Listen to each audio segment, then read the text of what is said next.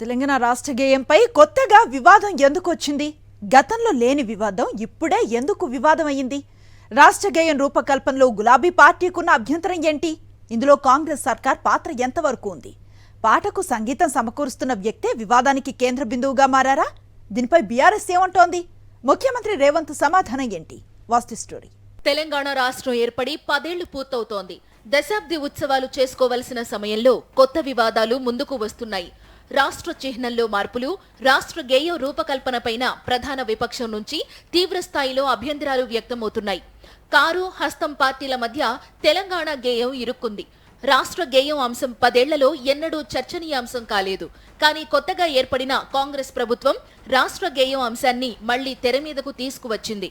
అందులో మార్పులు చేసి గేయాన్ని సరికొత్తగా ఆవిష్కరించాలని నిర్ణయించింది.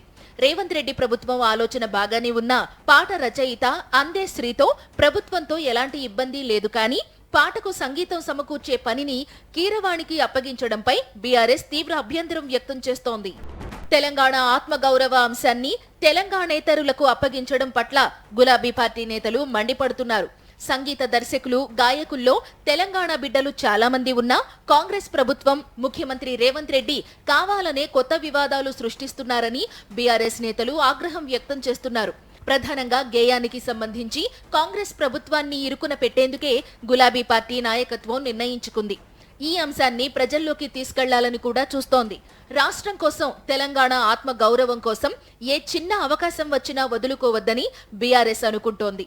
ఇది చిలికి చిలికి గాలివానలా మారుతుండటంతో ముఖ్యమంత్రి రేవంత్ రెడ్డి ఓ ప్రకటనతో చల్లగా వివాదం నుంచి తప్పుకున్నారు.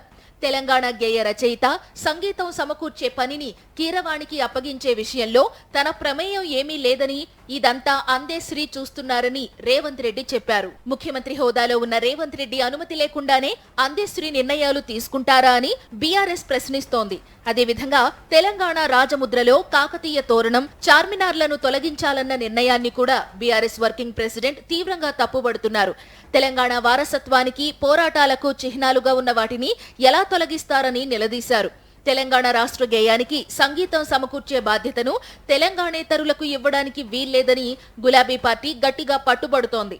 మరి ప్రభుత్వం ఈ వివాదాన్ని ఎలా పరిష్కరిస్తుందో చూడాలి.